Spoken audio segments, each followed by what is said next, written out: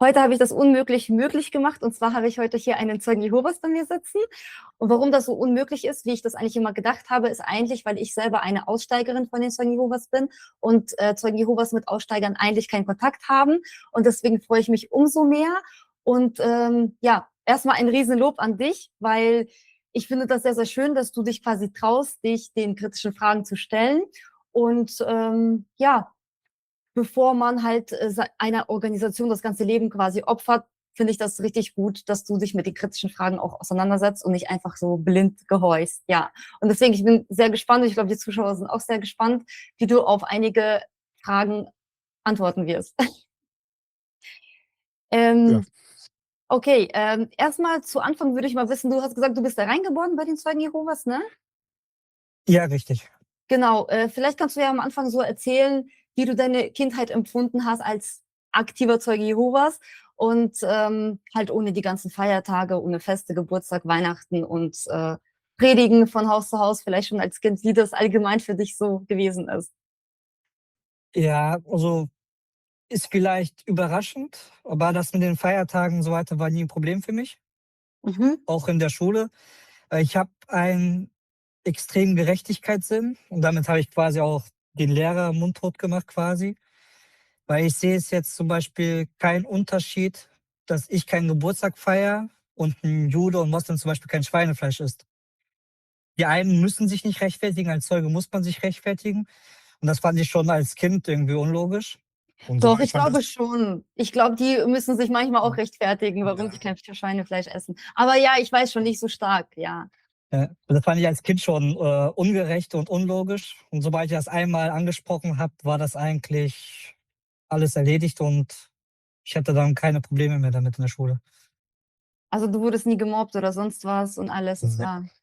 Das ist, ja, freut mich voll. Also ich habe ja auch jetzt letztens auch ein Interview gehabt, der Silas, weiß nicht, ob du den gesehen hast. Der hat auch gesagt, für ihn war das immer kein Ding, der war immer ultra stolz drauf und hat das auch so problemlos alles gemacht. So. Ja, bist du eigentlich heute ein Dienstamtgehilfe oder Ältester? Hast du also irgendeine Leitung bei den Zeugen Jehovas oder? Ich habe Vorrechte, aber ich bin kein Dienstamthelfer oder Ältester. Okay, gut. Ja, passt. Mit wie vielen Jahren hast du dich taufen lassen? Was hat dich dazu motiviert, ein aktiver Zeuge Jehovas zu werden? Also ich habe mich dafür, dass ich reingeboren wurde, relativ spät taufen lassen. Wie alt war ich da? So 21, 22. Mhm. Weil für mich ist das, es muss eine bewusste Entscheidung sein. Also das sage ich aber auch jedem, der studiert oder sonst noch was, dass man sich das überlegen soll, dass es eine bewusste Entscheidung sein soll und dass man sich vorher auch wirklich Gedanken machen muss. Zum Beispiel bei mir war das so, bevor ich mich taufen ließ, habe ich mich sehr viel auch mit anderen Religionen beschäftigt. Sei es Islam, Buddhismus, äh, Katholiken, Evangelien, alles Mögliche. Und musste mir halt dann selber Gedanken machen, was ist für mich logischer. Mhm. Deswegen kam der Schritt eigentlich bei mir auch relativ spät. Okay, interessant. Aber du hast gesagt, du hast dich mit anderen Religionen beschäftigt. Hast du dich auch mit Zeugen Jehovas Kritik beschäftigt? Ja, auch ja. Okay, und hat das was mit dir gemacht, die Kritik? Oder hast du gesagt, nee, die Kritik, die stimmt, das stimmt alles nicht? Oder wie bist du damit umgegangen? Es kommt halt auf die Kritik an, sage ich mal. Es gibt sehr viel Kritik, die wirklich an den Haaren herbeigezogen ist. So, das muss man auch selber zugeben, wo man denkt, ja, okay, wie kommt man auf den Schwachsinn? Bei mancher Kritik denke ich mir, okay, wenn dich das stört, kann ich das verstehen.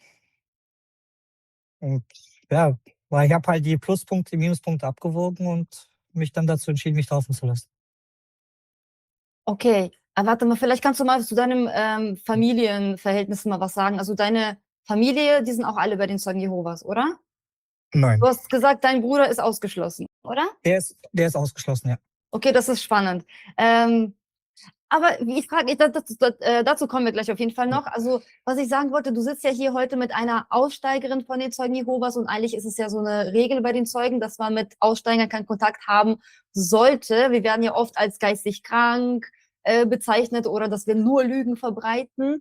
Wie siehst du das Ganze und warum, wie vereinbarst du das überhaupt mit deinem Gewissen heute hier zu sein? Ja, also in erster Hinsicht gibt es natürlich einen Unterschied zwischen Aussteiger und ich weiß jetzt nicht, wie man das auf Deutsch sagt, aber so Abtrünnig. abtrünnig ja in der Art. Und Aussteiger ist ein ganz anderes Verhältnis als abtrünnig, so in der Art. Für mich ist, wenn du abtrünnig bist, Aussteiger bist, fangen wir erstmal damit an, das ist einfacher. So, ändert für mich sich eigentlich gar nichts, außer halt, dass du kein Zeuge mehr bist. Du bist aber immer noch genau der gleiche Mensch, den ich vorher gekannt habe quasi. Sagen wir mal, wären wir früher befreundet gewesen, würde sich für mich nichts ändern, weil du bist ja immer noch die gleiche Anna wie danach auch. Dein Charakter ändert sich ja nicht mehr. Bei Abtrünnigen ist das ein bisschen anders, weil die fangen dann an, meistens einen rauszuholen, alles schlecht zu reden und so weiter. Und da muss man halt für sich selber abwägen, will ich mir das immer antun, dass jemand meinen Glauben schlecht macht und teilweise mich selber, weil ich den ausführe oder nicht. Und das ist halt für jeden seine ähm, Gewissensfrage, sag ich mal. Okay, ich glaube dir das absolut, weil du hast ja auch mit mir Kontakt. Das glaube ich dir, dass du das so umsetzt. Aber, das große Aber, die leitende Körperschaft, also die Gurus von den Zeugen Jehovas, die bringen das ja schon ganz anders bei. Also zum Beispiel der erste Part, einfach jetzt kommen wir mal zu den normalen Ausgeschlossenen, die nicht schlecht reden über den Glauben sozusagen.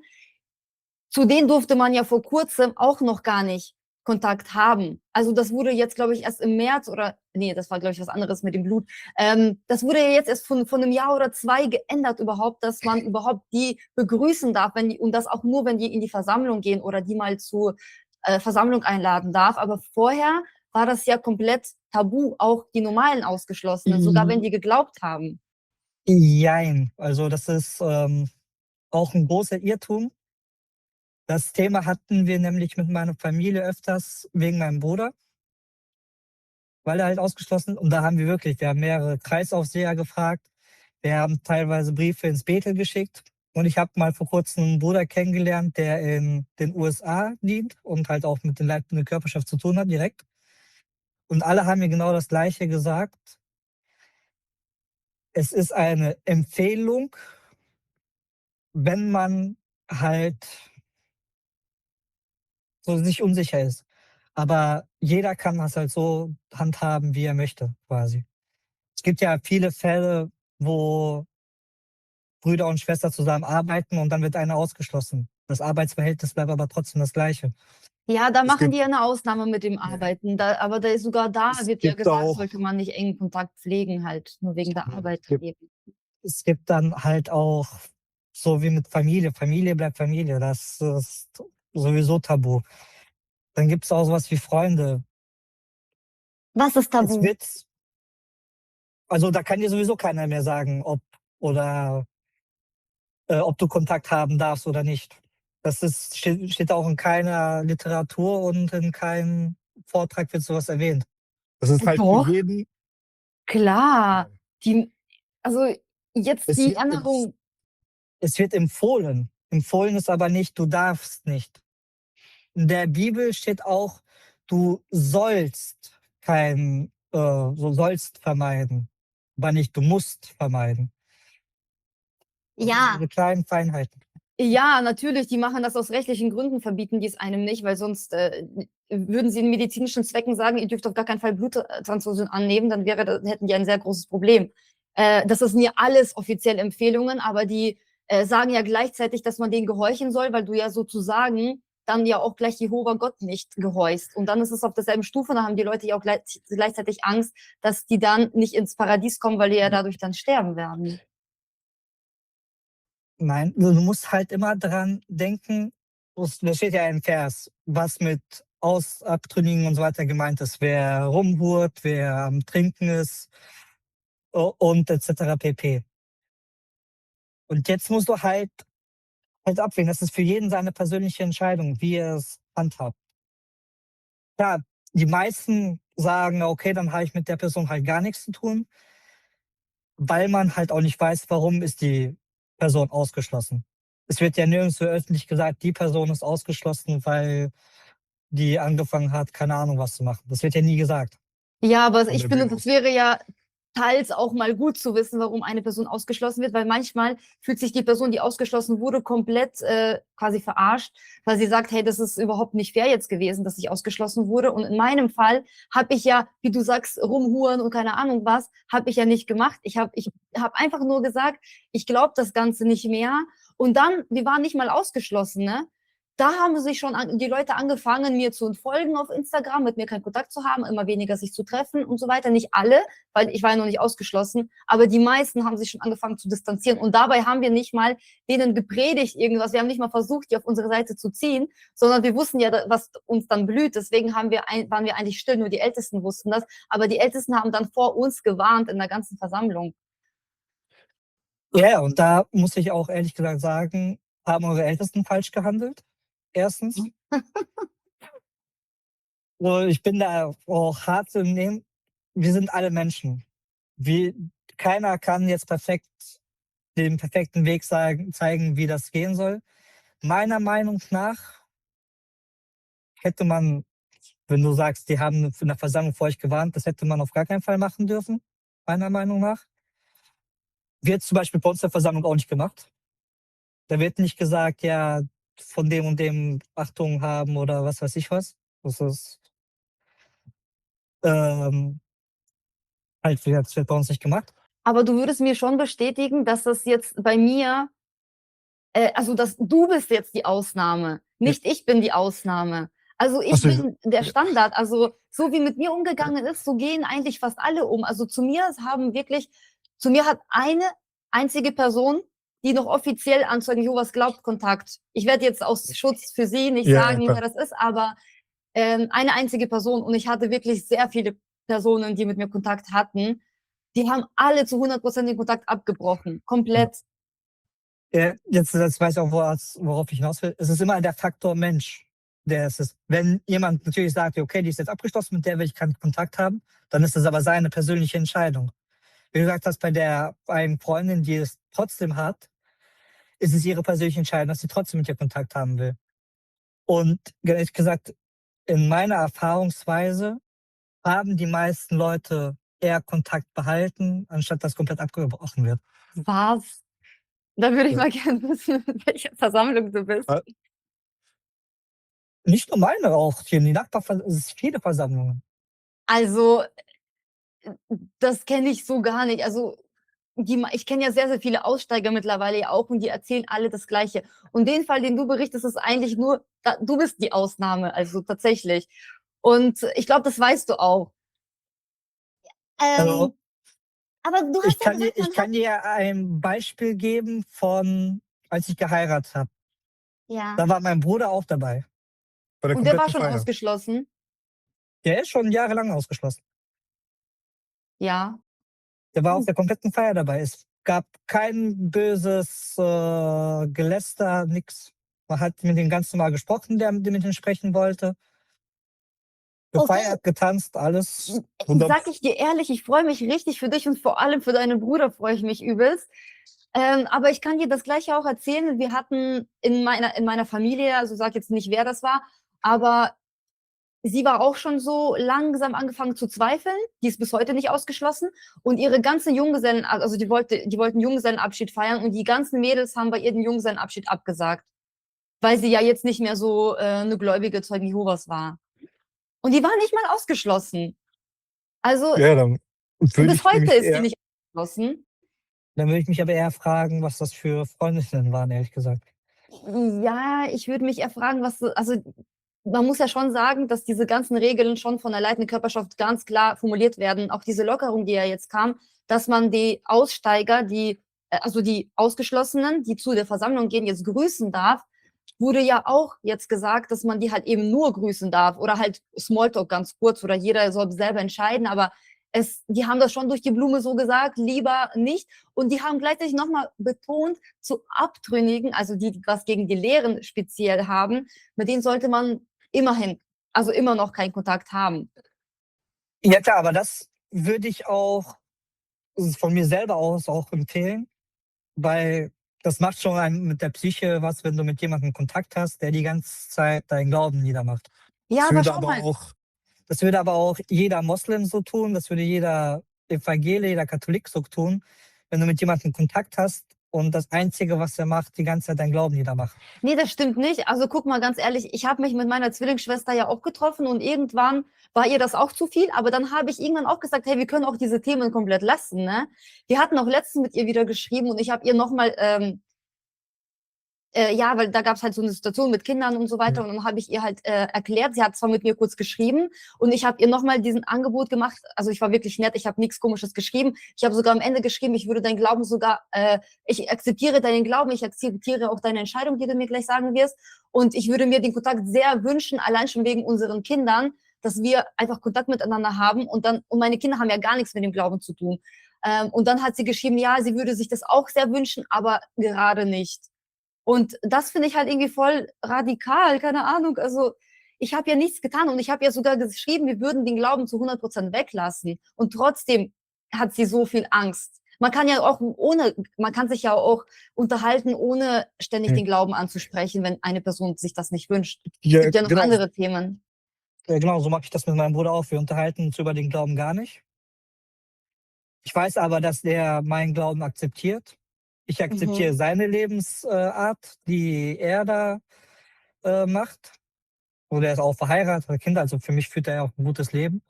Was ich vielleicht dir und deiner Schwester empfehlen kann, ist, du hast jetzt zwar jetzt den ersten Schritt gemacht, lass ihr vielleicht ein bisschen, vielleicht kam das jetzt auch ein bisschen so aus nix für sie. Das Problem ist, ich kann dir jetzt nichts sagen, weil ich weder dich und deine Schwester kenne. So richtig. Aber lass dir Zeit. Vor allem bei Zwillingen ist die Verbindung so stark, irgendwann mal wird sie kommen und sagen, ja, okay, wenn du meinen Glauben mir lässt, dann können wir uns treffen, Kaffee trinken, was weiß ich was. Ich hoffe sehr. Das ist das, wirklich mein größter Wunsch auf also, Erden. Meiner Meinung nach würde das kommen. Ich kann mir jetzt vorstellen, wenn die sagt, ja, würde mich freuen, aber jetzt gerade nicht, dass es sie vielleicht einfach überrumpelt hat ein bisschen. So. Also das ist jetzt meine Vermutung, Vermutung. aber Ich, es ich gibt glaube, keine das liegt schon an der leitenden Körperschaft und an den Regeln. Also du hast ja gesagt, dass man keine Konsequenzen hätte, wenn man Kontakt mit jemandem hätte. Ja, das kann ich Das auch hat aus mich eigenem wirklich sagen. gewundert, dass du gesagt hast, dass dein Vater seinen ältesten Status behalten darf, obwohl er Nee, Kontakt zu seinem... der hat den danach sogar erst bekommen. Echt? Den ältesten Status hat er jetzt vor kurzem bekommen. Mein Bruder ist jetzt schon seit über 10 Jahren oder so ausgeschlossen.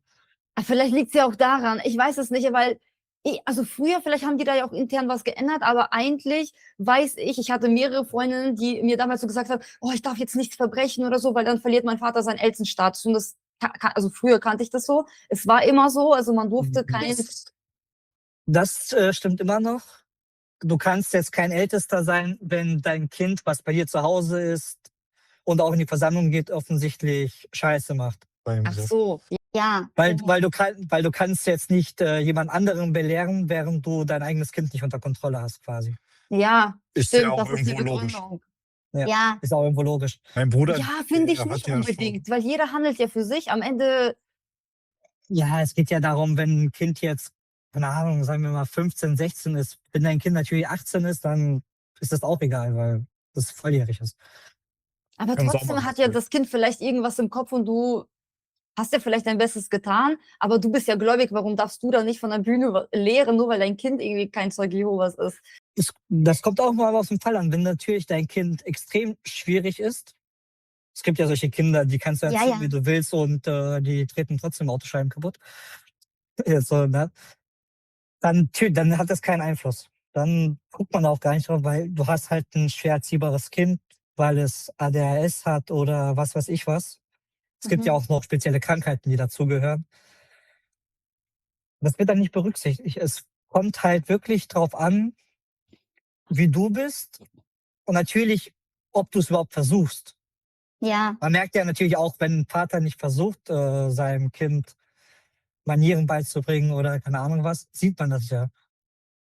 Ja, okay, aber du hast ja auch gesagt, dass bestimmte Leute nicht wissen, dass du hier heute eine Aufnahme machst. So.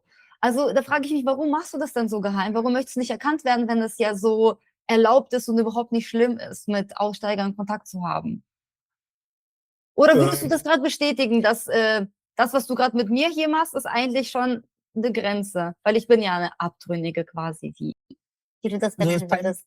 bei mir hat es ehrlich gesagt 2 Gründe, warum ich mich nicht zeigen will. Erstens hasse ich Aufmerksamkeit und ich will nicht, dass mein Gesicht im Internet ist. Mhm. Wenn du gesehen hast, bei Instagram sieht mein Gesicht auch nur von hinten oder so. Ja, stimmt. Und selbst das Bild ist schon 20 Jahre alt gefühlt. Ich hasse das, dass man mich im Internet sehen könnte. Ich weiß Ja, nicht, das ich mag stimmt. das nicht. Deswegen. Und zweitens ist, wie du schon sagst, es gibt einmal die Zeugen, die lockerer sind, und es gibt einmal die Extrem-Hardliner, die alles, ja, halt lieber übervorsichtig und sonst was sind. Und ich will jetzt nicht für irgendjemanden da einen Weg aufzeigen, den er vielleicht nicht gehen will. So, ne? Okay, gut. Lassen wir das mal so stehen. Ja. Ja, dann kommen wir mal zu der nächsten Frage. Die leitende Körperschaft hat ja, sie sagt ja, dass die weder inspiriert sind, noch dass die sich nicht irren können. Aber gleichzeitig fordern sie ja von einem, dass man denen 100% gehorchen soll.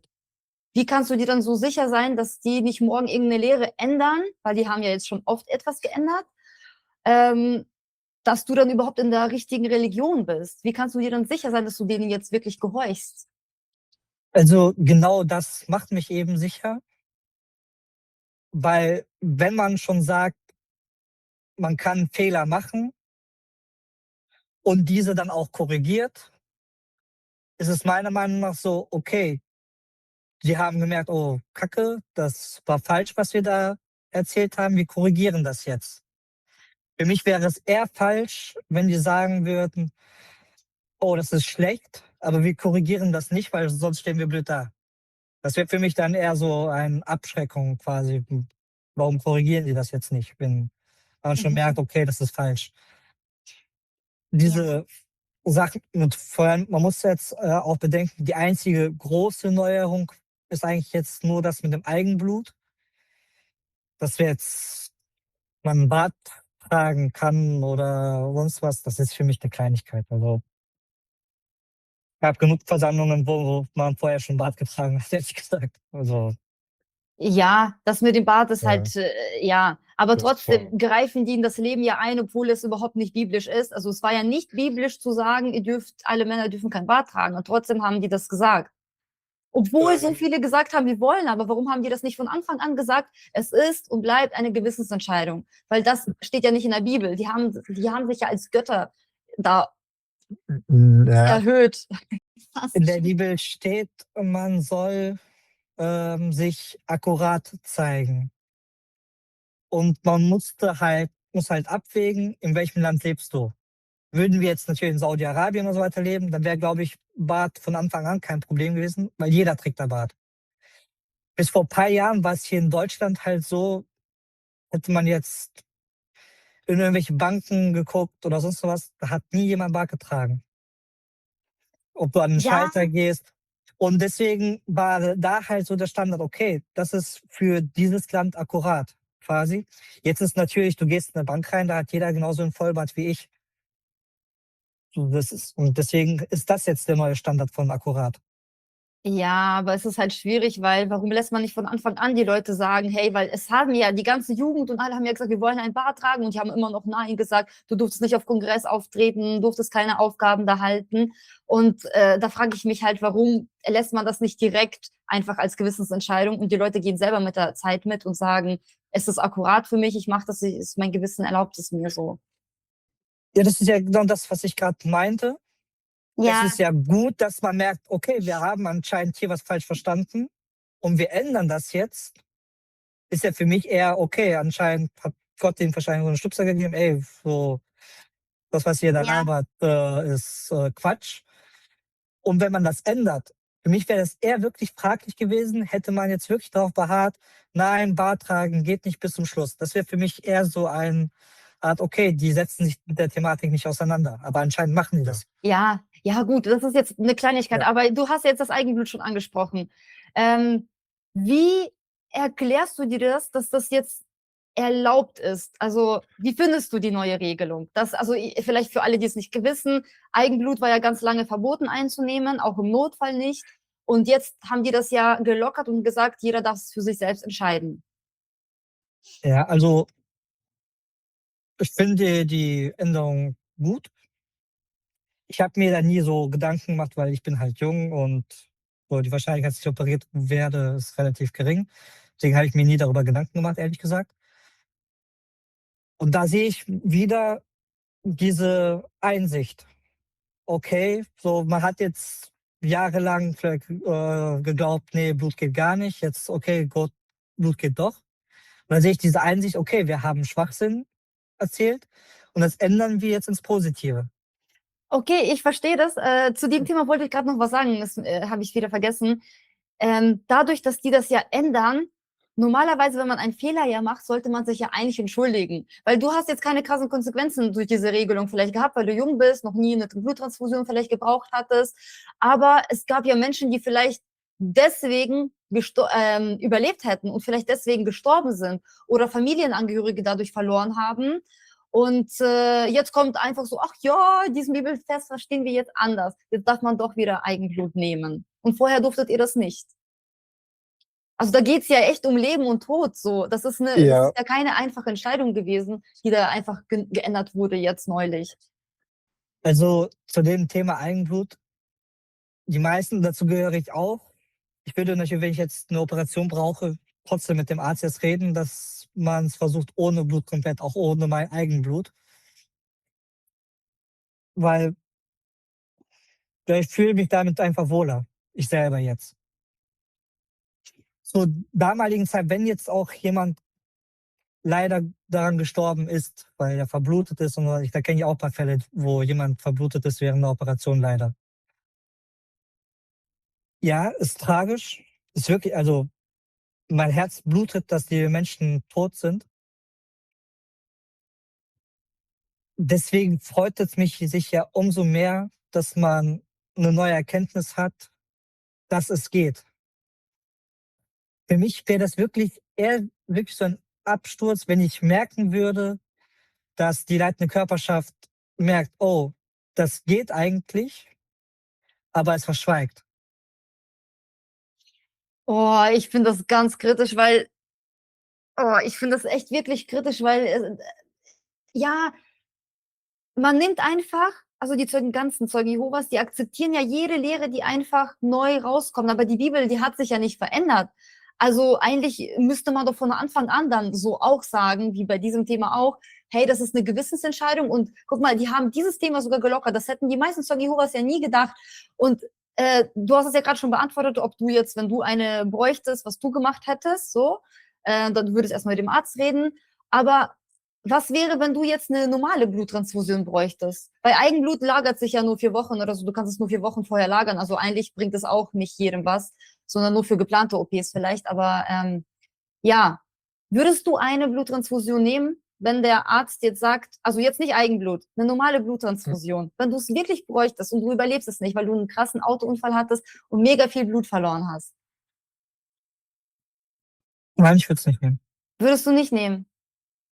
Und auch wegen, es gibt mittlerweile so gute Möglichkeiten, ohne Bluttransfusion zu operieren, dass es eigentlich mittlerweile auch fast keinen Sinn mehr ergibt. Aber ich kann dir nur empfehlen, dir mal dieses Video von JW.org sogar anzugucken. Da war eine Ärztin, ich weiß nicht, ob du mein Video davon gesehen hast, da habe ich mal darauf reagiert. Da war eine Ärztin von den Zeugen Jehovas und die hat gesagt, also die Zeugen Jehovas haben sie halt interviewt und sie hat gesagt, ja, man kann mittlerweile bis zu 80%, 80, bei geplanten Operationen ohne Blut operieren und die laufen dann auch gut. Und das sind aber nur die geplanten. Also das heißt, schon bei den geplanten geht es bei 20% ja nicht mehr. Und bei den nicht geplanten ist die Ziffer wahrscheinlich noch viel, viel höher. Also bei spontanen, bei akuten Fällen. Und deswegen würde ich mich da mal fragen, so ob du dann wirklich überlebst oder ob du dann wirklich für deinen Glauben einfach sterben möchtest. Und was ist dann, wenn die leitende Körperschaft morgen sagt, nachdem du die Bluttransfusionen abgelehnt hast, sagen die dann nach einem Monat oder so, hey, jetzt sehen wir das anders, wir sehen diesen Vers aus Apostelgeschichte anders. Und zwar ist das immer auf die Tiere gemeint gewesen. Das ist eine absolute freie Entscheidung für jeden, ob ihr Blut nimmt oder nicht, weil früher gab es keine Bluttransfusionen. Man weiß nicht, ob dieser Bibeltext so gemeint war oder nicht. Das war jetzt eine ziemlich lange Aussage. Ich zerstückel die mal mit. Sorry, ich bin jetzt auch ein bisschen müde noch von der Arbeit. Wenn ich jetzt wegen einem Unfall und so weiter sterben würde, also das Worst-Case-Szenario, ich bin LKW überfährt mich, ich bin tot, dann habe ich ja immer noch die Hoffnung, im Paradies aufzuerstehen. Wenn danach eine Änderung kommt, okay, Bluttransfusionen sind jetzt komplett erlaubt und ich kriege das dann im Paradies mit oder sagen wir, dann ist es halt so. So, okay, schön für die anderen quasi. Weil ich bin halt so, okay, wenn ich jetzt gelitten habe, freue ich mich wenigstens für die anderen, dass sie nicht leiden müssen. Wobei das Leiden jetzt in Anführungszeichen ist. Ich mache mir jetzt keinen Kopf von Sachen, die jetzt noch nicht sind, quasi. Vielleicht liegt es an meiner Jugend in Anführungszeichen oder nicht. Aber ich habe so viele Operationen jetzt mitbekommen bei anderen, auch bei Familienangehörigen, auch mit Unfällen. Und alles hat ohne Blut so gut funktioniert. Und ich vertraue der Medizin so stark, dass ich da gar keine Angst habe. Ja, also das heißt, du würdest am Ende für deinen Gott sterben, auch wenn du eigentlich überleben könntest. Du würdest es dann einfach auf sich nehmen. Und du musst ja halt auch die Wahrscheinlichkeit sehen, bei wie viel Prozent es ist, dass es bei einer Bluttransfusion klappt. Die ist auch nicht so hoch, wie manche tun. Ja klar, du hast da Risiken und alles, natürlich. Ja. Das hast du immer, ja. Aber ich meine, das Risiko, dann mit den Folgen zu leben, als komplett zu sterben, dann würde ich lieber die Risiko. Ich das meine Risiko. auch, dass das Risiko ist, dass es klappt, dass du überlebst. Die ist auch Ja, nicht so hoch, wie natürlich. manche tun. Ja gut, da würdest du Das aber ist- auch ohne Bluttransfusion halt auch nicht überleben wahrscheinlich. Weiß man dann auch immer nicht, weil man hat ja dann nicht beides getestet. Deswegen ist es immer schwierig dann zu sagen. Ja. Weil da kenne ich auch einen Fall, der hat dann eine Bluttransfusion genommen und ist trotzdem daran gestorben während der Operation. So. Hat die jetzt Nicht auch. viel gebracht. Ja, aber vorher, ja klar. Aber guck mal, bei diesen, Deswegen, warum sollte ich mir jetzt Panik und Angst machen? Das ist halt, so spielt das Leben. Manchmal hast du Glück, manchmal hast du Pech. So. Die ja, Chancen bei mir, dass ich jetzt wegen einer Operation sterbe, weil ich kein Blut nehme, sind im Endeffekt genauso hoch wie bei dir, die Blut nimmt. Es ist es gibt ja 50-50. So. Sag ich Also, mal.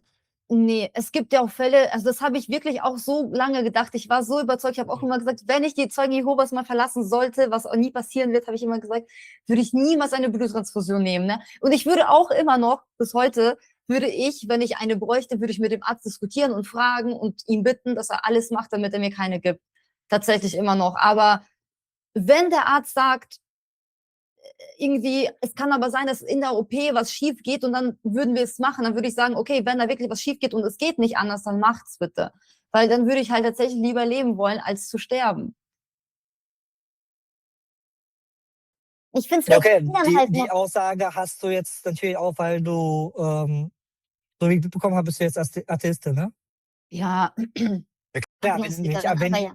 ja, aber wenn ich Atheistin bin und weiß, nach dem Tod ist finito, ja klar, dann würde ich mich auch an allem klammern.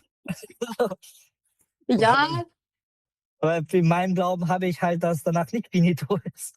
ja, das stimmt, das ist der Unterschied. Aber das ist halt, wie du sagst, das ist halt am Ende nur ein Glaube. Und manchmal, also in manchen Ländern, ich weiß nicht, ob du das weißt, aber den Kindern wird ja hier in Deutschland kein Blut gegeben, wenn die es brauchen, ne? Weiß nicht, ob du das weißt. Also, das Was jetzt wissen viele allgemein, oder was? Zeugen nicht. Was? Meinst du jetzt allgemein? Allgemein. Bei den Zeugen, also auch bei den Zeugen Jehovas Kindern. Also wenn die Kinder, tatsächlich, das wissen wirklich viele Zeugen Ja. Jehovas nicht, es ist aber so, den Kindern wird trotzdem per gerichtliches Eilverfahren trotzdem Blut gegeben, wenn der Arzt sagt, das Kind braucht jetzt. Und da kommt ja dieses Komitee von den Zeugen Jehovas und die kennen sich da schon aus. Ich hatte auch mal mit einem Kontakt, der da gearbeitet hat und der hat gesagt, ja, die Kinder kriegen das, weil sonst landet das vor Gericht und dann verlieren wir sowieso und dann verlieren wir auch noch Zeit und die sagen dann sowieso immer, ja, das Kind kriegt jetzt Blut und deswegen sagen die Zeugen Jehovas direkt zu den Eltern, wir erlauben es, weil es wird sowieso dann von dem Arzt erlaubt und deswegen wird denen tatsächlich immer Blut gegeben. In Deutschland aber, weil wir diese Regeln haben in Deutschland, ne? Es ist ja aber nicht in jedem Land so. Und das heißt, manche Kinder sterben wegen dem Glauben ihrer Eltern. Weißt du, was ich meine? Und das finde ich kritisch. Stell dir vor, dein Kind bräuchte mal eine Bluttransfusion und vielleicht entscheidet dein Kind sich später aber nicht für diesen Glauben. Und vielleicht stimmt dein Glaube nicht, weil jeder glaubt, er hätte die Wahrheit. Ja, das stimmt schon, dass jeder glaubt, er hätte die Wahrheit.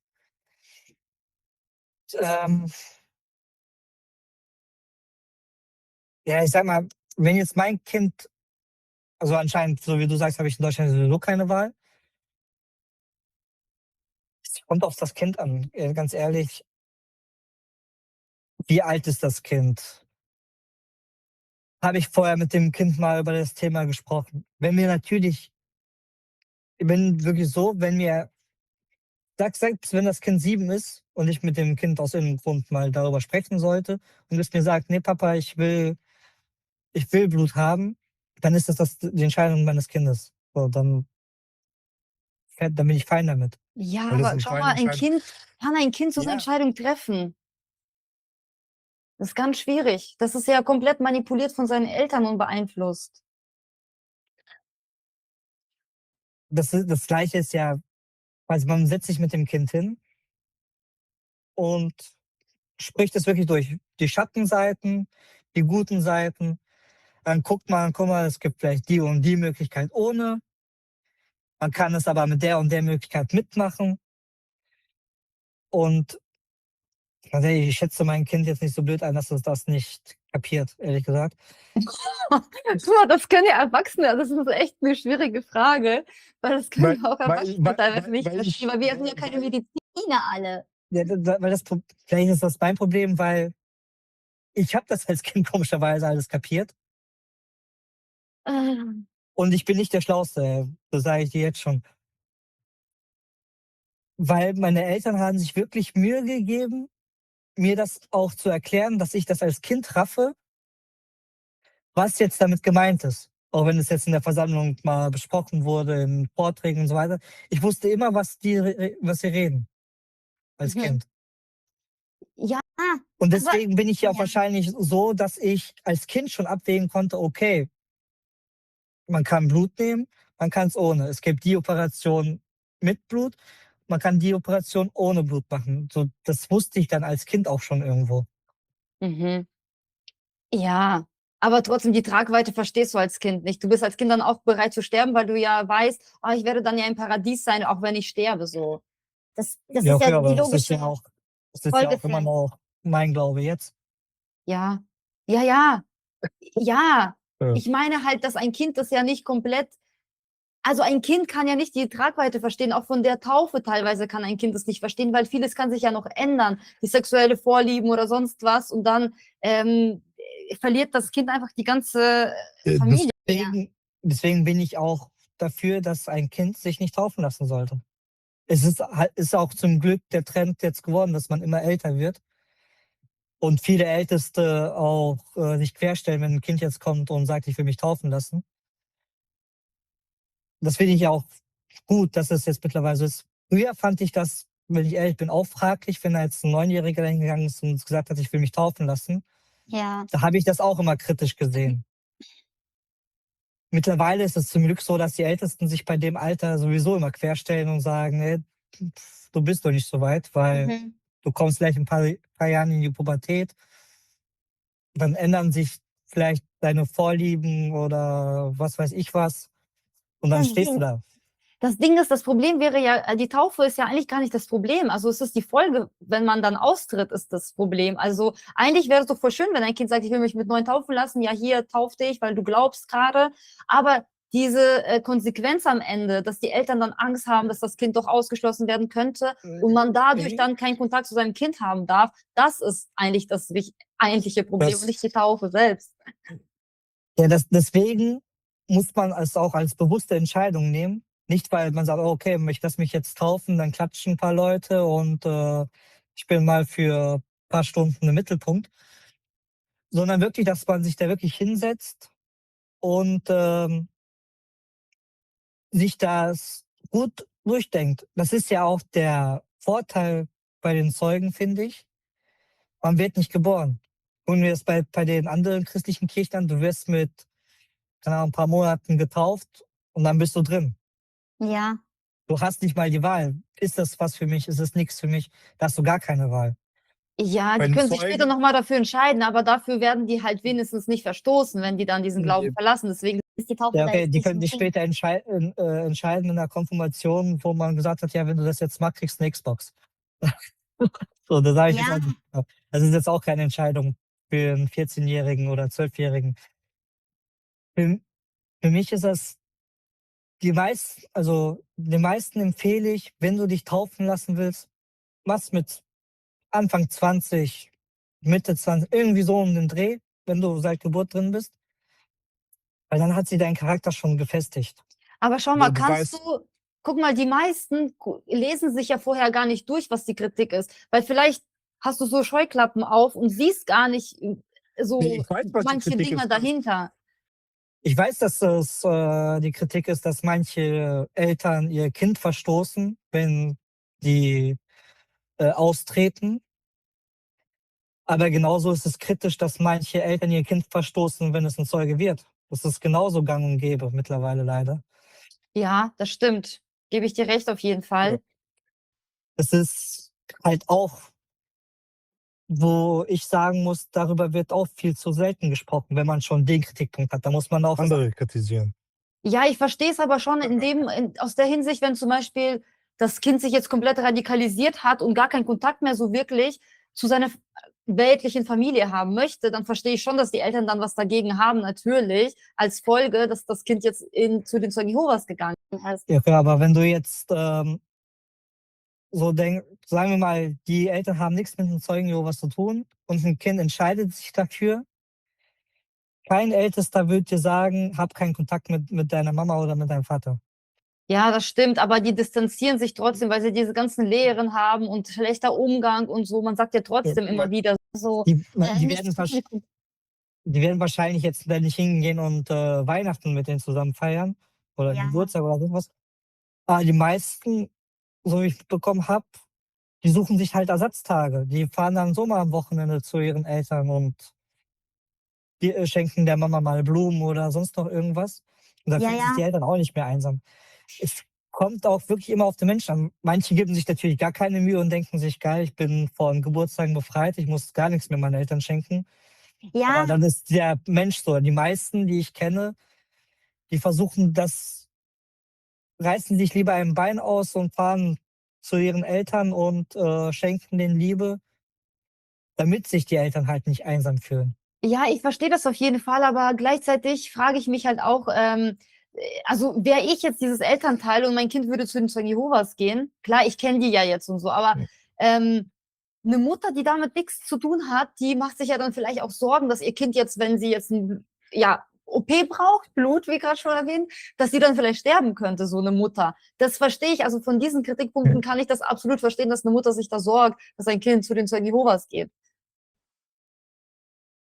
Ja, aber wenn ich jetzt ein Vater wäre, der sich darüber Sorgen machen würde, wäre mein Verständnis auch so: „Okay, ich gucke mir mal an, was da ist Ja. bei den Zeugen.“ Die meisten Eltern, die ihren Kindern dann verstoßen, weil die zu den Zeugen wechseln, die haben nie eine Zusammenkunft besucht. Das ist ja auch das Traurige. Die haben Ja. noch nie eine Chance gegeben. Ja, ist halt so. Ja, verstehe ich schon. Ja gut, bleiben wir nicht zu lange bei diesem Ja. Thema stehen, weil ich habe jetzt so viele Fragen hier noch. Ähm, aber jetzt zu diesem Ausschlussthema noch mal 'ne ganz kurze Frage, weil das war die häufigste gestellte Frage, die ich so gelesen habe jetzt. Ähm, findest du das allgemein aber gut, dass man zu Aussteigern Kontakt abbrechen sollte? Du hast es, glaube ich, schon 'n bisschen angeschnitten, dass du's eigentlich gut findest, ne, weil die sonst ja deinen Glauben schlecht reden. So ausgestoßen. Also die meinen Glauben schlecht machen, zu denen will ich auch keinen Kontakt, weil die tun mir nicht gut. Aber du hast ja mit mir grad trotzdem Kontakt. Ja gut, ganz ehrlich, Anna, wir reden jetzt hier. Die Wahrscheinlichkeit, dass wir uns jemals in echt treffen, ist bei 0. Ja, aber es ist trotzdem eine Beeinflussung, auch wenn wir jetzt nicht persönlich hier gerade zusammen sind. ja, ich bin jetzt in so einem Alter, du kannst mich nicht beeinflussen. Ich bin auch ein ziemlicher Dickkopf da. Du bist einfach so locker, was das angeht, ne? Da ist Ja. es dir egal. Du Ja, Du okay. kannst mir sagen, was du willst. Ich habe meinen Glauben, da beeinflusst mich gar nichts mehr. Ja. Okay, die nächste Frage finde ich eigentlich ganz interessant. Und zwar, es gibt ja bei den Zeugen Jehovas zwei Gruppen von den Gläubigen halt. Die eine Gruppe wird ja auf der Erde ewig leben, das sind die nicht Gesalbten. Und dann gibt es ja noch die 144.000, die gesalbt sind. Die werden ja im Himmel leben. Und diese 144.000 hat man ja ganz lange gesagt, also die Körperschaft hat es ja ganz lange gesagt, dass die ja immer weniger werden, und dann wird das Ende kommen, Armageddon. Und die Zahl steigt ja jetzt immer. Wie kannst du dir das erklären, dass diese Zahl steigt und nicht sinkt oder nicht wenigstens, ja, weniger wird? Ja. Das ist eigentlich ganz einfach, weil die Weltbevölkerung immer mehr wird. Und Ja, aber die Zahl also das ist jetzt 44 ist ja schon voll Ja. eigentlich. Also das ist ja so, 144.000, die sollen mit Jesus im Himmel regieren. Woher soll einer der Gesalbten, die vor, sagen wir sogar 100 Jahren gelebt haben, was ich jetzt hier für Probleme habe? Das weiß er gar nicht. Das kann er nicht nachvollziehen. Deswegen ergibt es ja mehr Sinn, dass es ein Gesalbter übernimmt, der in meiner Zeit gelebt hat, weil der weiß ganz genau, okay, der hat jetzt Schichtdienst, keine Ahnung, der hat die und die Probleme, Internet ist noch dazugekommen. Du musst ja allein gucken, wie schnell sich die Welt entwickelt hat, wie die Welt vor 50 Jahren oder selbst vor 20 Jahren ausgesehen hat und wie die jetzt aussieht. Es ist für mich nur logisch, dass das Ende der 144.000 jetzt mehr wird und am Anfang weniger war. Aber die ist ja trotzdem schon, also die leitende Körperschaft hat es ja auch damals ausgerechnet, dass die ja jetzt eigentlich weniger werden sollen. Also es ist ja egal, dass die Weltbevölkerung jetzt größer wird, ja so die Zahl wird ja nicht größer. Also da passt ja irgendwann nicht mehr rein. Also wenn wir jetzt noch Millionen Jahre hier leben, dann ist die Zahl ja schon längst voll. Wenn du sagst, wenn man die Zeit. Ich meinte ja, es könnte ja auch sein, das ist ja, man weiß es nicht, dass viele die Symbole früher oder auch jetzt genommen haben, die gar keine Gesalbten sind. Ja, das Das wird ja kann's jetzt so gesagt, ne? Aber ich frage Wenn du jetzt natürlich hier das Brot und den Wein reißt und einer davon trinkt, dann zählst du den halt mit, weil du weißt ja jetzt nicht, ist der jetzt einer oder nicht. Man kann sich das aber irgendwann mal erahnen, dass der vielleicht keiner ist, weil, oder weiß nicht, irgendwann mal merkt man das schon. Du ja, kannst aber das niemanden ist ja wieder das verbieten. Nächste, ne? Ja, aber es ist ja auch typisch Mensch, wenn einer beim Gedächtnisfall da sitzt und sich den Wein da reinpfeifen will, was willst du da machen? So, dann ist da einer und trinkt halt den Wein, obwohl der es gar nicht sollte. Du kannst es nicht so genau wissen. Wahrscheinlich, so wie du sagst, werden es immer weniger, aber immer mehr nehmen halt die Symbole. weil Ja, die aber einfach das ist ja denken, interessant, weil das okay. ist ja die Organisation Gottes, die er ja eigentlich ja leitet. Warum werden so viele Prophezeiungen einfach nicht erfüllt? Also so viele Lehren. Also jetzt kommen wir mal jetzt zu der nächsten Frage, jetzt hier mit den 1914. Ich weiß nicht, das ist ja eigentlich kein Zeugen Jehovas Begriff, aber diese überlappende Generationslehre sagen dann die Aussteiger. Ja. Und zwar, ich erkläre das mal ganz kurz, damit, falls jemand sich damit gar nicht auskennt. Also 1914 hat ja Jesus angefangen zu regieren. Aber eigentlich haben Zeugen Jehovas ja erstmal prophezeit, dass da das Ende kommen wird. Und dann haben die das wieder revidiert, dass ja jetzt Jesus angefangen hat zu regieren im Himmel. Und dann haben die gesagt, da gibt es noch diese eine Generation aus der Bibel halt. Und diese Generation wird nicht vergehen, bis das Ende kommt. Und diese Generation, die ganzen Gesalbten, sind ja jetzt schon verstorben alle. Und dann hat die leitende Körperschaft, also Armageddon ist nicht gekommen, und dann hat die leitende Körperschaft auf die zweite Generation verlängert, also einfach sich irgendeine Generation ausgedacht und das Ganze einfach verlängert. Das ist ja überhaupt, das Wort hat ja gar nichts damit zu tun, diese Generation, dass man das verlängern kann. Aber die haben es einfach gemacht, weil in 100 Jahren ist die leitende Körperschaft ja schon tot. Also dann können ja sich andere damit ja wieder befassen, wie man das jetzt verstehen kann. Wie findest du das, dass das jetzt verlängert wurde?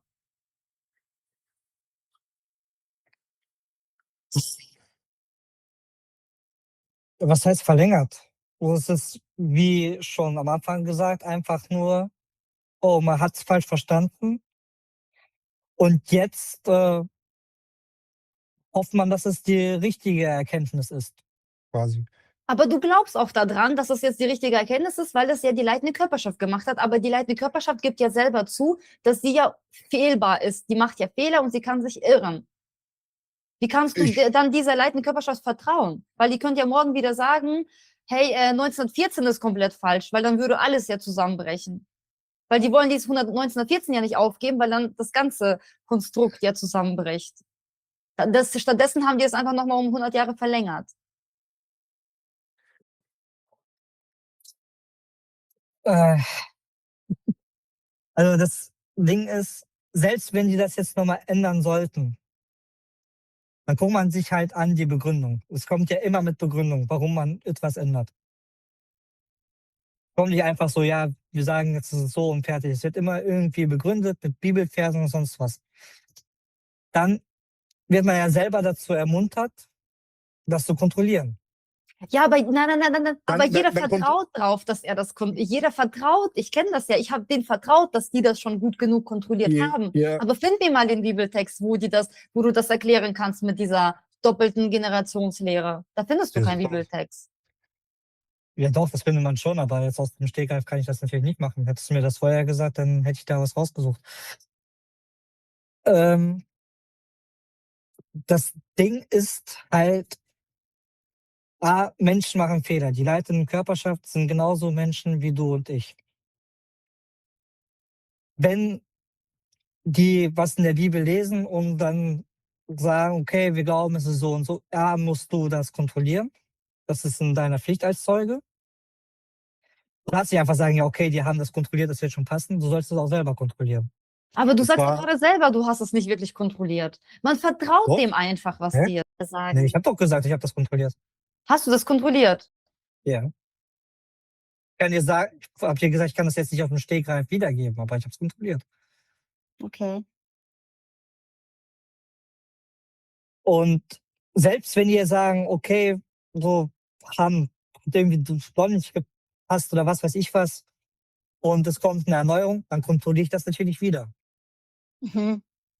Es ist aber auch in meiner Pflicht, das zu kontrollieren. Das ist auch in der Pflicht der Ältesten, das zu kontrollieren. Von jeder Schwester, von allen, die ein Zeuge sind, ist es immer die Pflicht, das nachzukontrollieren. Mhm. Das wurde auch schon öfter mal in Wachtürmen gesagt, das ist immer die Pflicht. Deswegen ist ja dieses persönliche Bibelstudium. Es ist ja nicht so, dass du da einfach dir den Wachturm liest und nur den Wachturm durchliest. Du sollst ja die Bibel an sich lesen. Ja, ja.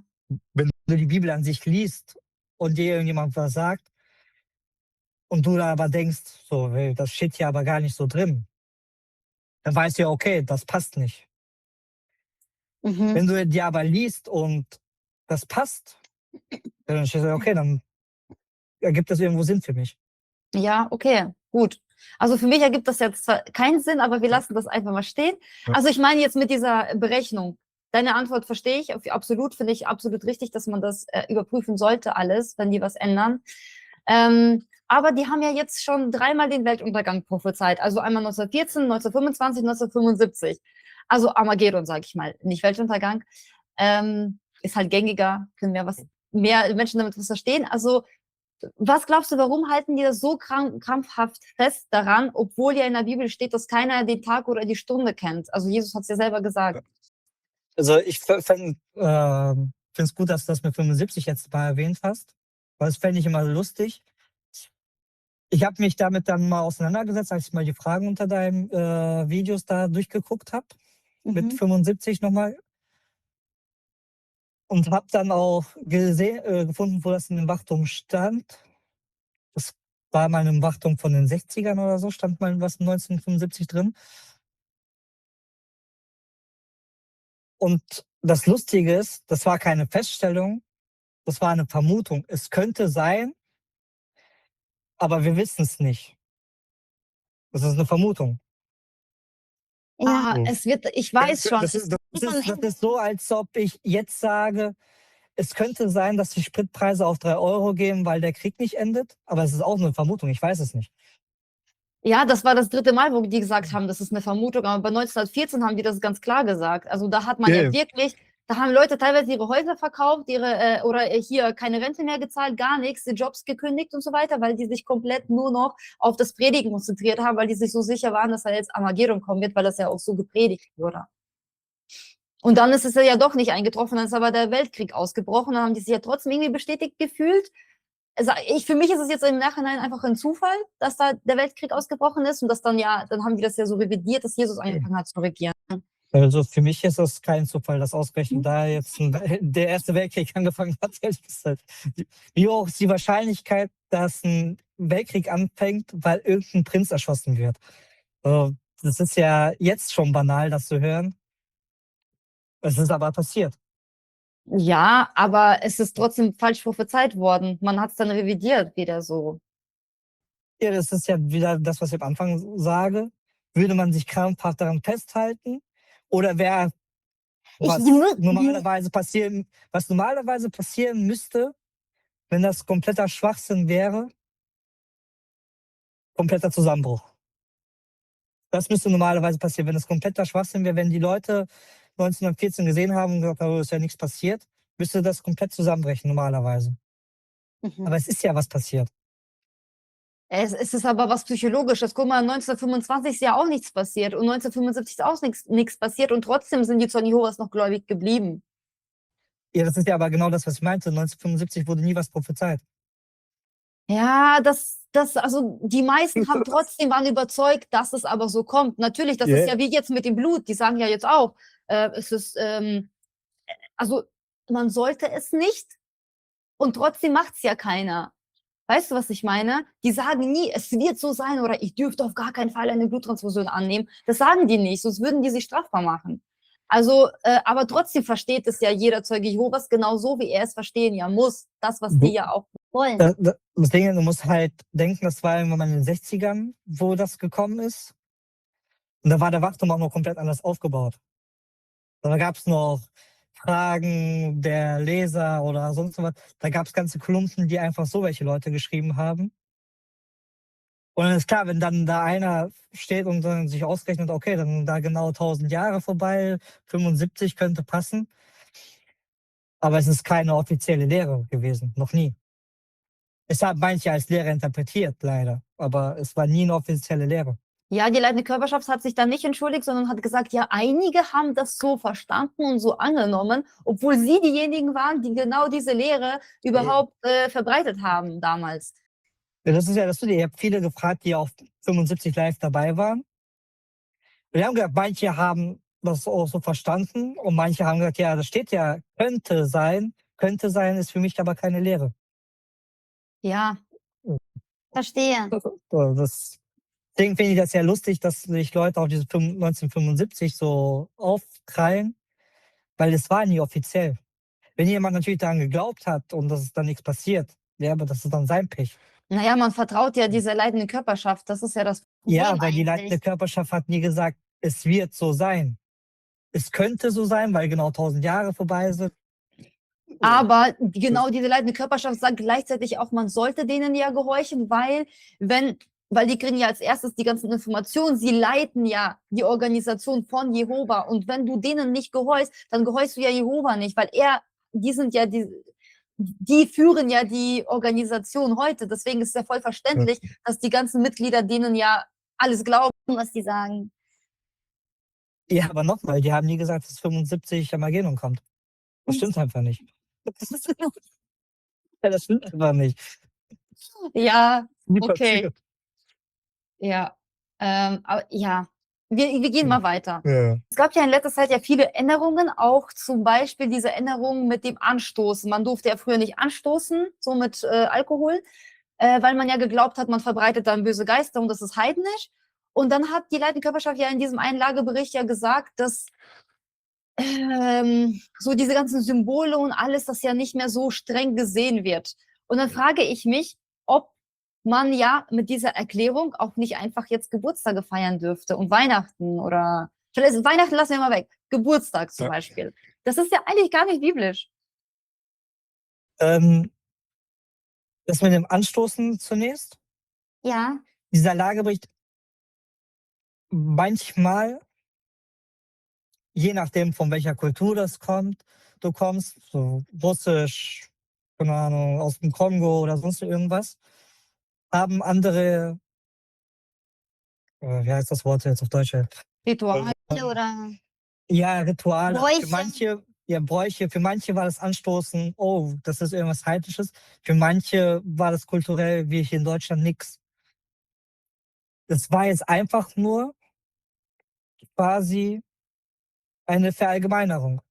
Wenn jetzt, weil sind jetzt ja weltweit, ein Kongolese kann nach Deutschland kommen und wenn er hier sieht, dass die Brüder anstoßen, kriegt er einen Herzinfarkt. Weil das bei ihm da in Kongo nicht gang und gäbe ist, dass man anstoßt.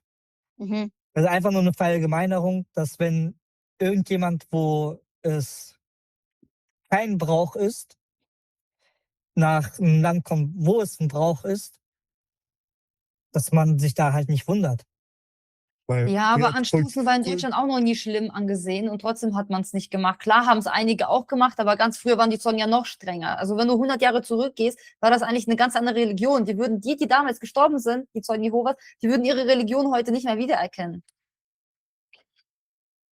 Ja, wie gesagt, es gab damals, wenn du es ganz genau nimmst, damals hat man auch Weihnachten gefeiert bei den Zeugen. Jehovas. Ja, genau. So. Also es gibt alles. Die hatten damals auch noch ein Kreuz. Mhm. So, klar, ähm, würden die das jetzt nicht wiedererkennen, aber man erklärt denen das ja dann. Warum, weshalb. Ja. Es gibt ja ganz logische Erklärungen, warum, weshalb das ist. Ja. Kannst du dir vorstellen, dass eines Tages Geburtstag erlaubt wird? Geburtstag, glaube ich nicht. Ne. Was? Glaube ich nicht. Du glaubst nicht? Ja, aber guck mal, ist das für dich biblisch eindeutig, dass man das nicht feiern darf? Oder ist es jetzt so, weil du jetzt sagst, ja, die Leute, die Körperschaft hat es ja verboten, die müssen es ja wissen, die haben ja alles erforscht, also ist es schon richtig. Ich vertraue denen da schon. Also die einzigen Geburtstage, die in der Bibel beschrieben sind, sind immer schlecht gelaufen. Das ist jetzt kein Feiertag, den Gott uns gegeben hat zum Feiern. Mhm. Also in der Bibel steht nirgendwo, feiert diesen Tag. Ja, aber schau Das mal, ist es immer gibt doch in geboren. der Bibel nirgendwo, schau mal, Du sollst dich nicht, man soll sich nicht erhöhen. erhöhen, ja, ja. Und das machst du ja, wenn jemand Geburtstag hat, so der ganze Tag dreht sich nur um dich. Und Das stimmt nicht. Ich habe das da immer so gedacht. Also ganz ehrlich, Zeugen Jehovas feiern ja aber auch hier Hochzeit. Da dreht sich auch alles um dich. Klar, das steht in der Bibel, ja, aber das ist dieser Grund, der gilt für mich nicht, weil wenn ihr dann euren Hochzeitstag feiert, dann erhöht quasi ihr euch ja auch damit. Also es ist immer so negativ behaftet, dieses sich erhöhen, aber eigentlich freut man sich ja nur zusammen, dass man ein Jahr älter ist und so. Und guck mal, in der Bibel gibt es auch kein einziges Mal irgendwie dass da steht, hey, ihr dürft euch schminken oder Frauen, ihr solltet euch mal schminken. Und trotzdem dürfen Zeugen Jehovas sich schminken und Schminken ist fast nur negativ, also nicht fast, es ist immer, wenn irgendwas über Schminken dasteht, ist es immer negativ behaftet. Und da ist es den Zeugen auch egal. Also die feiern, also die schminken sich trotzdem, weil die sagen, ja, es ist okay, es ist eine Gewissensentscheidung und eine Frau sollte von innen schön sein und von außen quasi egal. Hauptsache, sie ist von innen schön, deswegen ist äußerlich egal. Aber das ist eine Interpretationssache am Ende. Genauso wie mit den Geburtstagen ist es eine Interpretationssache. Vor allem für Kinder ist es voll schön, mit denen mal zu feiern und zu sagen, hey, es gibt Kuchen für dich und so weiter und sich zu freuen. Weil ich freue mich übertrieben, wenn mein Kind ein Jahr älter wird, dann ist es für mich so emotional, weil ich weiß, hey, der ist heute 5 geworden oder 3, 2, 1.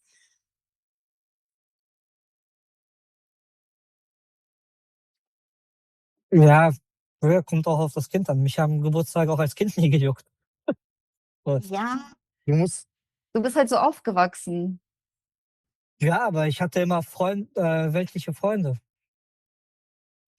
Man muss wissen, hier wo ich lebe, war ich der einzige Zeuge in meinem Alter. Alle meine Freunde waren Moslems, Evangelien, Katholen und so weiter. Die haben alle Geburtstage gefeiert. Ja, Ich hatte aber nie das Gefühl, dass ich irgendwas verpasse. Weil meine Eltern mir halt auch so immer gezeigt haben, dass sie mich lieben. Ich habe so Geschenke bekommen. Brauchte dafür nie einen extra Tag. mhm. Ja, ich weiß, es ist ja so eine typische Zeugen Jehovas Antwort, ja. Ja, aber Nee, ich freue mich ich hab, voll, dass du dich so gefühlt hast immer als Kind, dass das nicht, ja, zum Nachteil gewesen ist. Aber genau das Gleiche sehe ich auch so an den Kindern bei uns in der Versammlung. So, ich sehe nicht, dass sie da irgendwie so die Angst haben, was zu verpassen. Mhm. So, die freuen sich irgendwie. Sogar mittlerweile ist es sogar so, die freuen sich, dass sie etwas haben, was die anderen Kinder in der Schule nicht haben. Ja, ja gut. Wir können ja gerne mal weitergehen. Ja. Und zwar, es gab ja sehr viele Kindesmissbrauchsfälle. Ich weiß nicht, ob du davon was mitbekommen Ja, hast. habe ich.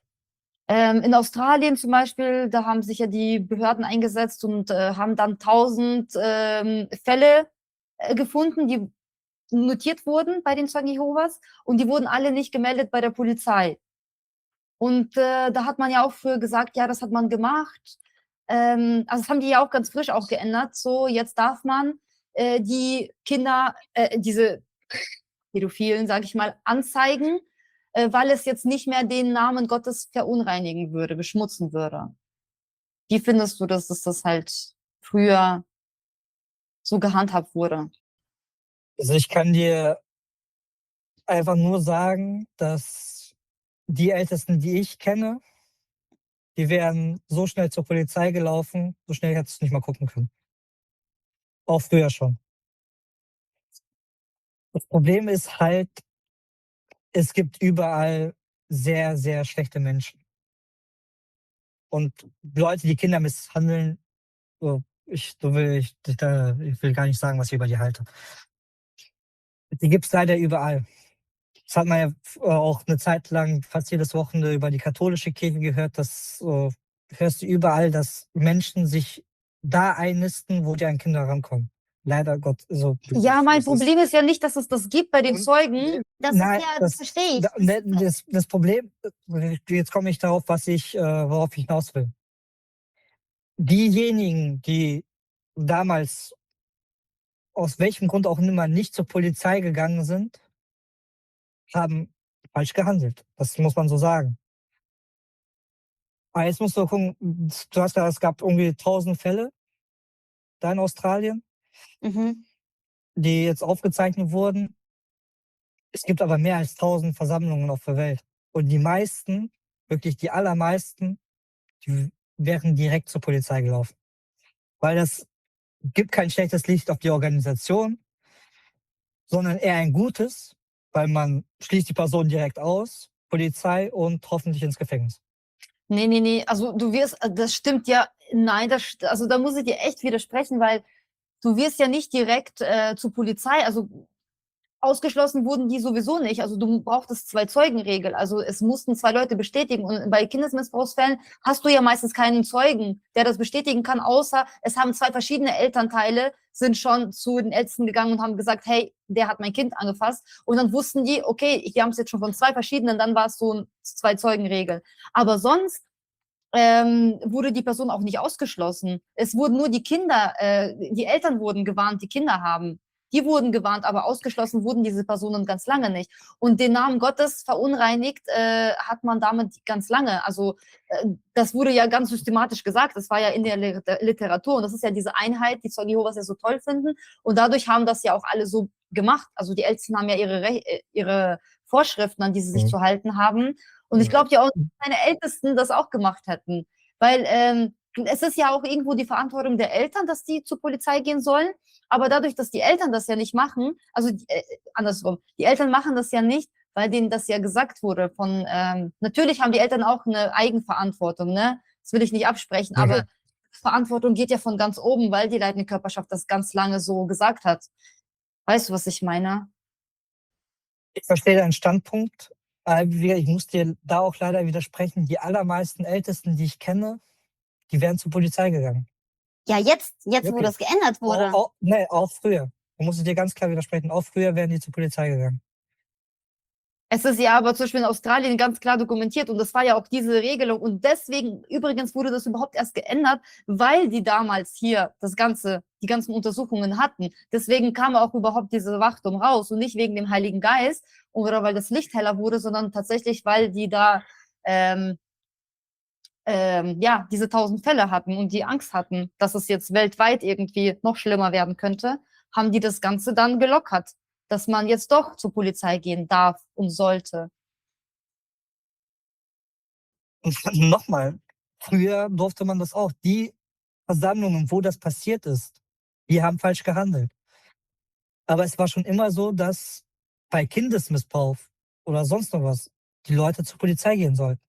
Ja, aber haben die das gemacht? Also ich habe zum Glück keinen einzigen Fall mitbekommen jetzt bei mir hier in der Nähe. Ich bin mir zu 100% sicher, dass mein Vater zur Polizei gehen würde. Auch wenn er kein Deutsch kann, dann würde er mich hinschicken. Genau, also ganz kurz nur, was ich dazu halt anmerken wollte, ist, dass, was ich daran so kritisch fand, ist, dass diese Personen einfach jetzt sich mit einem reinen Führungszeugnis überall bewerben konnten, ohne dass denen halt am Ende was passieren konnte. Und das finde ich halt am schlimmsten eigentlich daran. Ja, dass das da passiert ist, finde ich natürlich auch schlimm. Und dass sie Ja, sich bitten. Aber wie gesagt, das gehört eigentlich nicht zur Regel. okay. Gab es Momente, wo du Zweifel hattest an der ganzen Organisation? Ja, wie gesagt, es gab welche. Und zwar da, wo ich halt, bevor ich mich taufen ließ, geguckt habe, was für mich das Richtige ist. Weil ich wollte überall Mhm. offen sein und offen alles erkunden, sage ich mal. Mhm. Aber im Endeffekt hat das für mich trotzdem immer noch am meisten Sinn ergeben. Okay, gut. Gibt es Dinge, die du dir wünschen würdest, dass die Zeugen Jehovas das vielleicht eines Tages ändern würden? Eine Regel, die du vielleicht nicht so cool findest?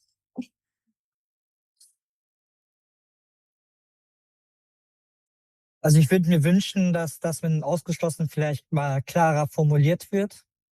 Mhm. Auch jetzt für dich und deine Schwester. Ich würde mir wirklich wünschen, dass du mit deiner Schwester Kontakt hast. Das ist mir jetzt persönlich sogar sehr wichtig. Oh, danke schön. Ähm, dass es einfach mal klarer formuliert wird. Weil ich glaube wirklich, viele Älteste machen sich das Leben auch leider schwerer, als es ist. Mhm. Ja, tatsächlich. Also ich würde mir das auch wünschen. Ich finde das auch eigentlich eine der schlimmsten Regelungen, die es so gibt bei den Zeugen Jehovas. Ansonsten, weil, ja, Ja, ja. Was mir gerade eingefallen ist, wegen deiner Schwester, dass sie sich noch nicht bereit fühlt oder was war. Könnte es vielleicht auch an diesen Videos liegen, eventuell? könnte daran liegen, aber das Fra Ding ist, ich habe wirklich, frag sie mal. Frag sie mal. Wenn sie wirklich sagt, ja, mich stört das, dass du diese Videos machst, so, frag sie mal nach dem Grund vielleicht. Warum? Weil vielleicht ist es nur eine Kleinigkeit, die sich leicht ändern lässt und dann hast du deine Schwester auch wieder. ich glaube, so einfach ist es tatsächlich nicht, aber ich habe ja Weil vorher vielleicht, keine Videos gemacht. Also ich habe tatsächlich erst, wo sie den Kontakt abgebrochen hat, 3 Monate später, überhaupt das erste Also, Mal was ja. öffentlich gesagt.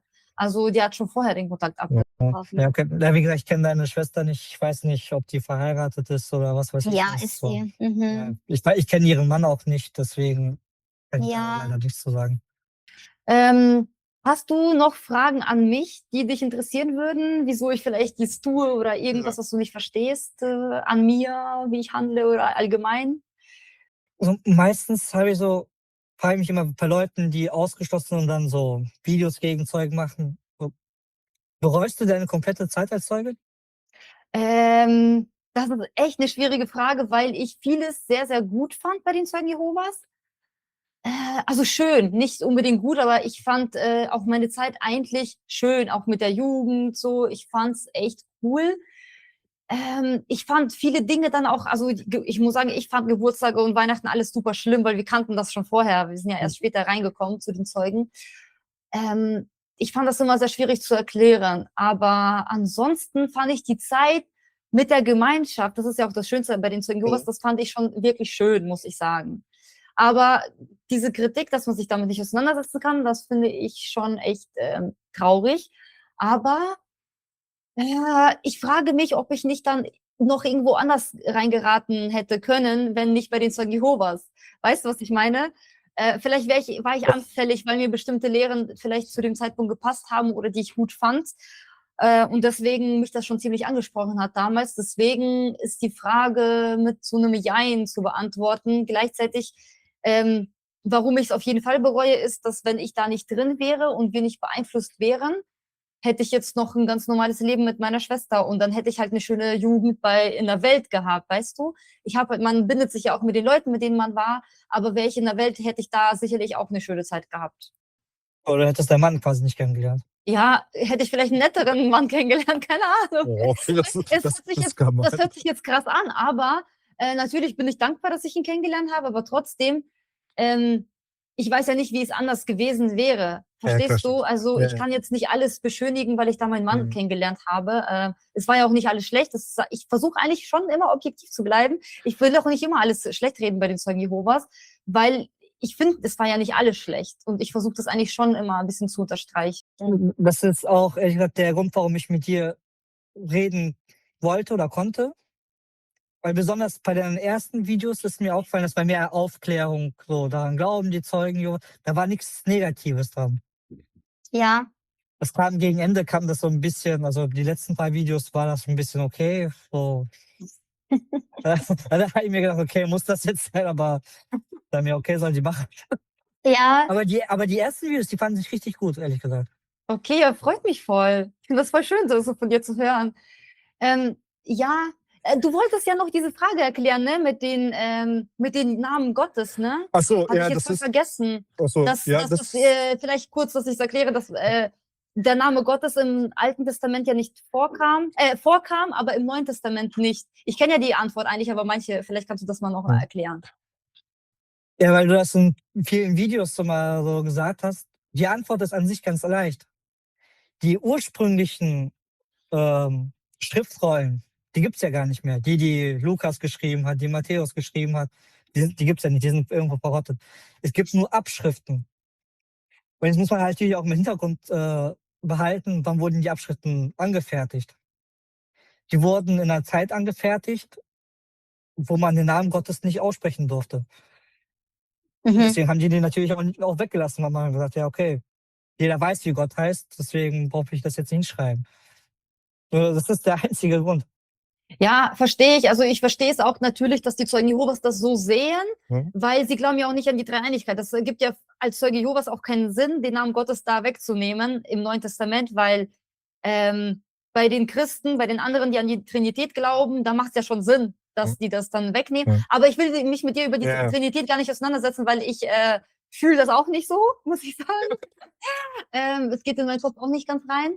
Also da finde ich die Logik von den Zeugen Jehovas tatsächlich besser, tatsächlich. Aber gut, ich bin auch beeinflusst, aber die haben mich nicht überzeugt. Ja.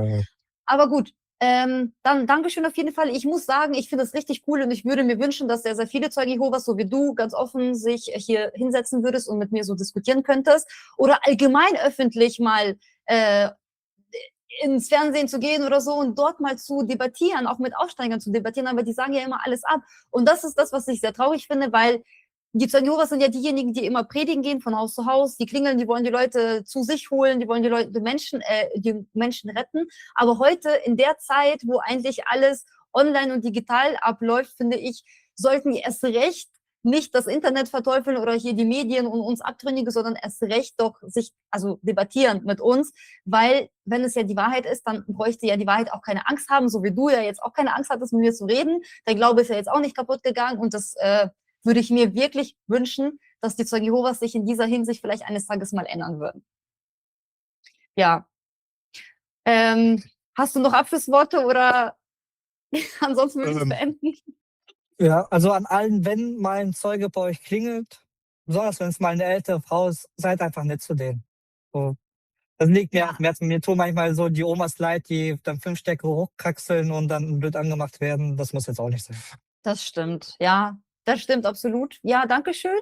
Würde ich dir nur zustimmen. Und wirklich nochmal Dankeschön, dass du dich bereit erklärt hast. Ich freue mich sehr. Und falls ihr Zuschauer hier irgendwelche Fragen habt, dann schreibt die mir sehr gerne.